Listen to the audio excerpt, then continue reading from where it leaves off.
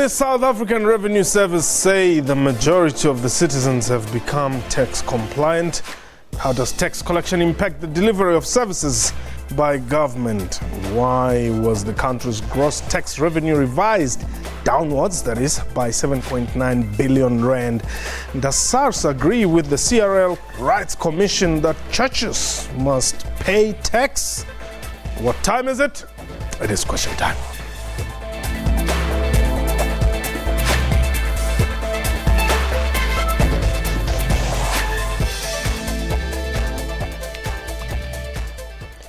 Welcome to Question Time. My name is Mpho Seidu. The South African Revenue Service, SARS, has thanked that more than 5.94 million taxpayers have met last Friday's deadline. SARS is pleased to see millions of South Africans acknowledging that meeting their tax obligations is the right thing to do. Meanwhile, during his medium-term budget last month, Finance Minister Nhlanhla Nene indicated that the steep decline in commodity prices and the slowdown in economic activity led to a weak performance of corporate income tax collection. A reminder that we are live, and therefore you can call us and give us a call. The number to dial 089-110-4210, 0027891104210. Our Twitter handle @QuestionTime24. My guest today, Mr. Jonas Makwakwa, who is the acting commissioner at the South African Revenue Services, that is SARS. Mr. Makwakwa, welcome to Question Time. Thank you, Mpho, and the viewers. Well, I asked another question here. I don't know, maybe we should get it out of the way. Churches. Yes. Are churches paying tax, or should they be paying tax? Churches, like any other taxpayers, have to pay tax. However, it depends on the status within our systems, because they have to apply if they are conducting non-profit activities. They have to apply within SARS to be approved. Okay. However, even if they are approved, they are still taxed on the investment income. For example, if they've got a fat bank balance, the interest that they get from that gets paid, gets taxed. However, they also have investments either in properties or any other businesses that has to be taxed. Okay. So all churches are invited to actually apply to our tax exemption unit for the status. If they don't have that status, they have to pay tax on all their collections within their activities. Now, if they don't, I mean, I'm talking about, those churches that you'll find on Bears No Deer, under the bridge. You go to Chawero, almost each and every class in a primary school is occupied, yes, by churches. And I'm not so sure those people really care about you. Yes, I think it's a matter of time they will care about us, because we are leaving no stone unturned. We are making sure that every taxpayer, every citizen of this country contributes to the fiscus. Okay.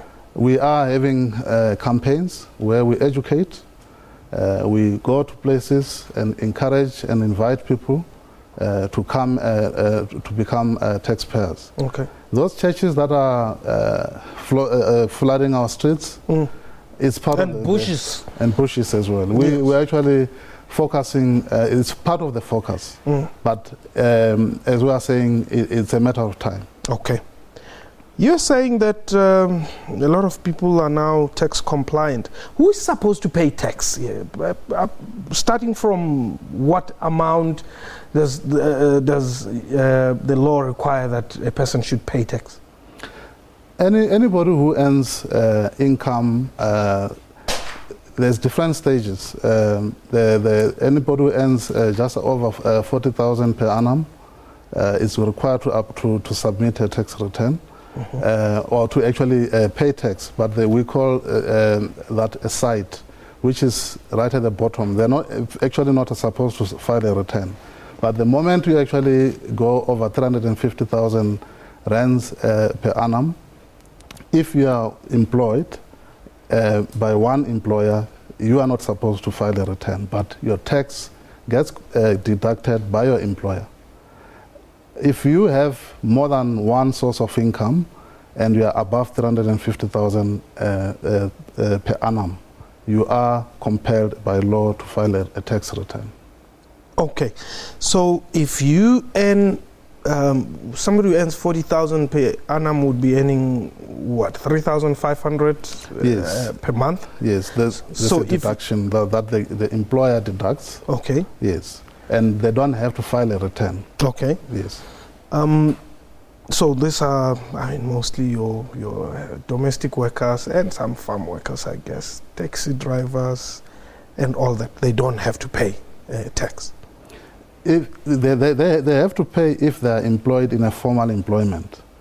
We are actually working at the South African Revenue Service to make sure that even those who are in the informal employment have to pay tax.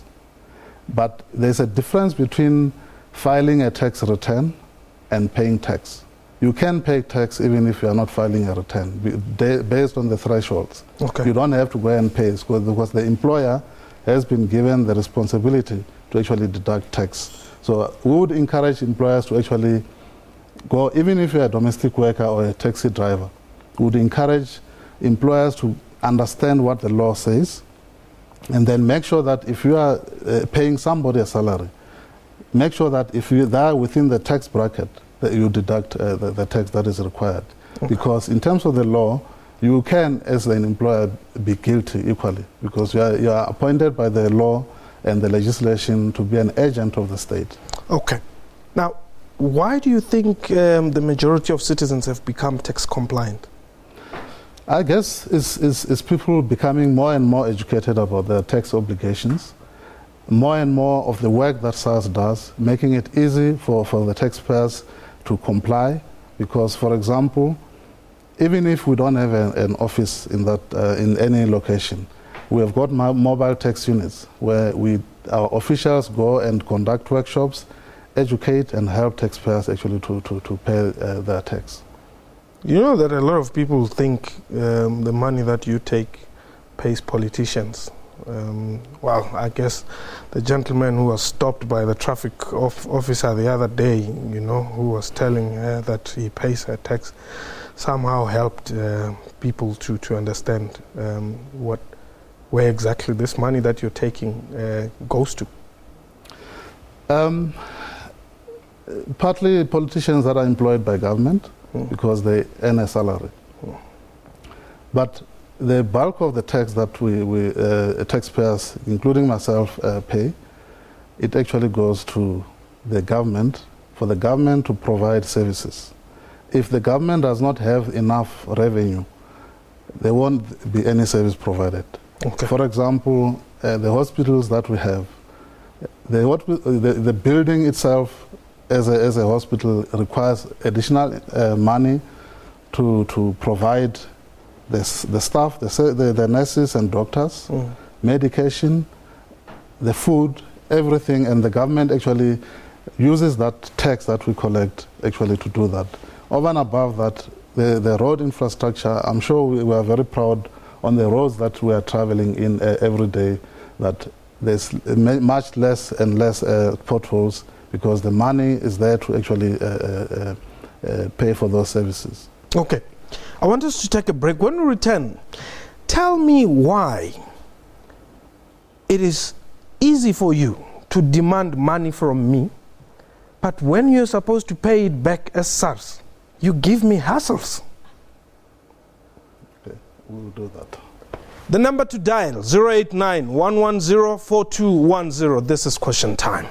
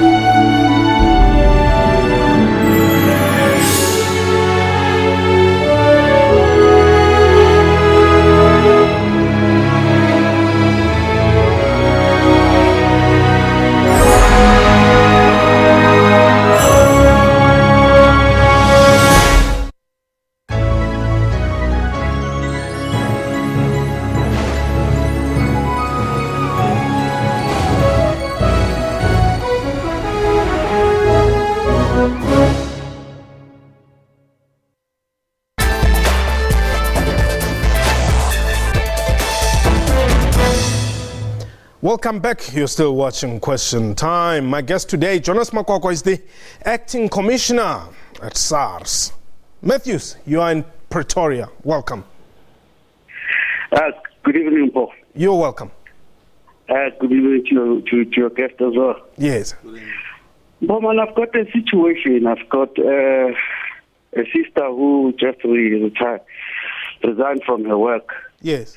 And she was supposed to pay about 32,000, I don't know for what, and of which that was paid. Mm-hmm. And then recently she was told by SARS that she still owes about 6,000. So now when she asked what is the 6,000 for, she's not getting answers from the consultant. Mm. So my question is to now, what do you do under those circumstances? Because now you are unemployed, you have just paid 32,000, and SARS is again demanding about 6,000 from you. What was the 32,000 for? I think the 32,000 was the money deducted from The payout from her former employees. Whatsoever. Yeah. Oh, okay. Yeah. But now they're saying she's still owing 6. But now they're saying she still owes about 6,000, and when she asks what's the 6,000 for, she's not getting proper answers there. Thank you very much, Mr. Moko. Okay, thanks for the question. I don't know whether I should start with the previous question or should I answer Let's deal one? with Matthews. Yes. We'll handle mine later. If we have got a complaint process, you can either go into our website and lodge a complaint, or you can contact our contact center at 0800 007277. Failure to do that, there are numbers. There's a head office number that is 012 422 4000, and ask for the complaints escalation division. There's Mr. Mark Kingon's division that actually efficiently deals with cases like this. Okay, but let's come to this one where I'm saying it is very easy for SARS to deduct people's monies. Then come the period where SARS has to pay back, they instead tell you, you are owing us. I think it's probably maybe understanding how the tax system works. If you are an employee and you have got your employer actually deducts pay as you earn on a monthly basis. Come end of the financial year, which is the end of February, the employer does then the reconciliation of all the deductions that they've done during the course of the year. And that's when they issue what we call an IRP5. Yes. Which then helps you to actually file your tax return. During that time of filing your tax return, it's either you are confirming the tax that has been deducted, or you are claiming additional expenses that were not included in the calculation of your tax. Okay. For example, there might be medical expenses that you were not able to claim, or were not paid up by the medical aid, because the one that is paid by the medical aid, you will be able to see it in your RP5. Or travel expenses, for example. So when you do that reconciliation, then the correct amount, either it becomes a refund or you owe SARS. So most of the people, when they file a return, they must not actually always expect that it is going to be a refund. If you don't have those other... I'm going to challenge you on that, because we expect to get money from SARS. I mean, come IRP5 period, everybody's excited. We're going to get paid. But hey, it's no longer the case. Alfred, you're in Gauteng. Hello, how are you, sir? We're well, thanks for the call. Yes, man. Last week, on Monday. Yes. I went to SARS at Randfontein to submit my RP5. And therefore they told me that I owe them 800 and something. Yeah. Right? Which I don't understand for what. You see? Yeah. Because I went to they write me a letter to come and update my profiles. Yes. And then I went there, right? And last week when I went there to submit my RP5, they told me now I'm owing them 800 and something. I asked the lady for what. He said he don't know. Now I was a miscause, but in 2014 I went there again. Then they give me 2,000 rand. They say that they owe that to me. And you expected to get more this year, I suppose. The problem is that I have to pay something that I didn't know. Because they even themselves. They don't know what this 800 rands is for. Okay, thanks very much, Ralph. Yeah, I think this is a common thing, and I'm happy that it's not like I'm just saying things that do not exist. There's another gentleman there. Yes, as I indicated, the employer is appointed by government in terms of the law to be the agent of the state. So they collect the money earlier. That's why every month, on the 7th, the employer is actually expected to pay that. If you've got 1,000 employees and you are deducting from them, on the 7th of every month, the employer then pays all that money that they've taken from you as an employee and pay it over to SARS. Now, what happens? Sorry, what happens in the event that the employer is deducting money from people's salaries, but it is not paying it to you? It becomes a criminal offense. And the same situation goes for VAT, okay, which you go and pay at a shop and you charge VAT. Yes.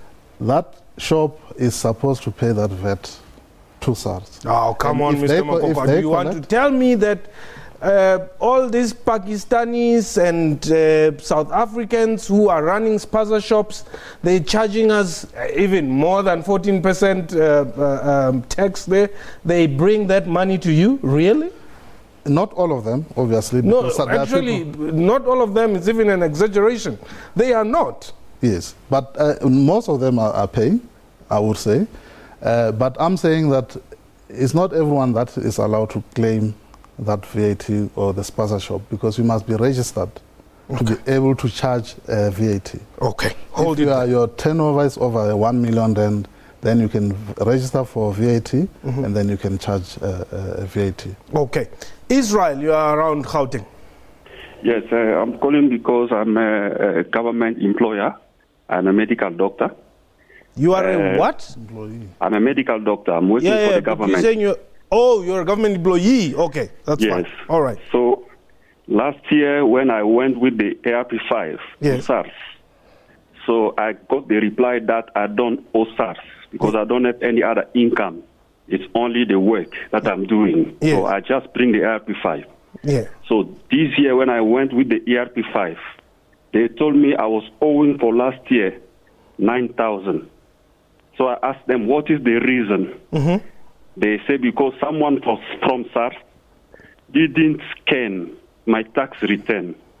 So I have to bring them my tax return of last year, medical aid. Yes. Tax for 2014. Yes. So they have to correct it in the system because someone from SARS didn't do it last year. Okay. During the audit.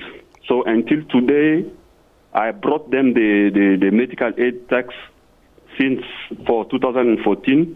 Until today, I don't have any answer. So there's no reply. I don't know if they did correct the mistake or not. So I don't have any clue. Okay, let's hear from their big boss here. Thanks for bringing up that question. And as I indicated earlier on that, should you have a problem that we can't resolve, there's channels that we can use actually to raise or escalate your complaint. I hope that because you have given all the information, that problem should actually be resolved. If it is not? If it is not, you can call that number that I mentioned, 012-422-4000, and ask for complaints escalation. Okay. Yes. President Zuma says multinational companies are doing work here in South Africa, but they are paying tax in their countries of origin. That's robbing us. This is the headache of the whole globe and the world. You probably are aware of base erosion and profit shifting, which the OECD... Price fixing. And transfer pricing, trade mispricing. Yes. These are the things that are actually happening, and we are actually looking at this very closely, working with the OECD and other international bodies that are actually fighting this phenomenon. And unfortunately, these big corporates are actually impacting Africa in the main. Okay. And however, with the exchange of information agreements that we are signing with lots of countries, I think the space to hide is actually becoming very less. Okay, Makaya, you're in the Eastern Cape. Welcome. Good day to you, Mpho. How are you? We're well. Thanks for the call. Yes, Mpho, quickly, I just wanted to make it. Yes, go ahead. Quickly, I want to make a follow-up to the question you had. Yes. About who is guilty. SARS. Who is charged? Who is Makaya, your line is very, very bad. I don't know if you're still on the line or you have. Unfortunately, Makaya, and I don't know which question. I think he's trying to say that if you call as a taxpayer, like the previous taxpayer, yes, where he says that somebody didn't actually scan the documents, okay, which then impacts the taxpayer, who is actually accountable. Yes. All the people who are supposed to deal with that issue are accountable, and hence we are saying let's understand what is the problem, what actually happened. There is disciplinary processes, because we cannot afford a situation where taxpayers are actually frustrated by poor service from our side. Okay. We are fixing everything to make sure that we make it easy for taxpayers to comply. Now, do you make sure that the money that you take from me and many other people is well accounted for? Do I have rights like the gentleman who was stopped by the traffic officer to tell people that I pay your tax, therefore do 1, 2, 3? Fortunately, we've got a very, matured democracy where people can voice their opinion on things that they're not happy about. However, from a SARS perspective, we're actually an agent of the state that collects the tax and hand over to the minister. The minister then allocates that during his budget speech, depending on the need of each department, and then the departments then have to use that money for the account. Ningi, very quickly, you're in Durban.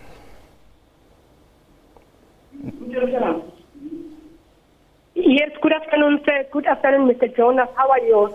I'm fine, and how are you?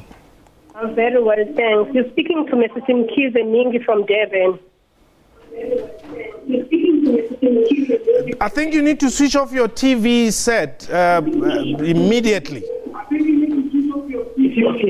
Okay, yes, my friend has already switched it off. Thank you so much for that. Okay. Yes. No, my concern is with SARS in my area.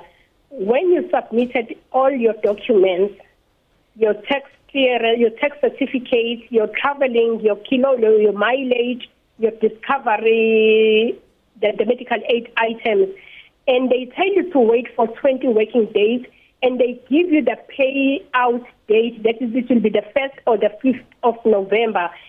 Come the 5th and the 1st of November go past, and then they tell you that it has been audited, and then you are still going to wait for another 60 working days so for yourself to get paid out. You have been waiting the whole of September, the whole of October, the whole of November, and if in November you are counting those 60 working days, so it means you will be paid somewhere around end of January. Is that the system that works out those days? What is it? Thank you very much, Ningi. We've got the gist of the matter there. Very quickly, Mr. Mokoko. Thank you very much. That's a very good question. And we are saying that we need to understand, of the people that have actually filed their returns, 95% of the refunds are paid within 24 hours, or 72 hours, sorry. Okay. The balance of the 5% is cases that are a bit complicated where, for example, there's an audit, because I can actually relate to what she's saying, that the 60 days there's an audit that is being conducted. But if that 60 days has actually passed, she has to then escalate that complaint, because our intention is actually to make sure that we stick to our time frames as actually promised to the public. Okay.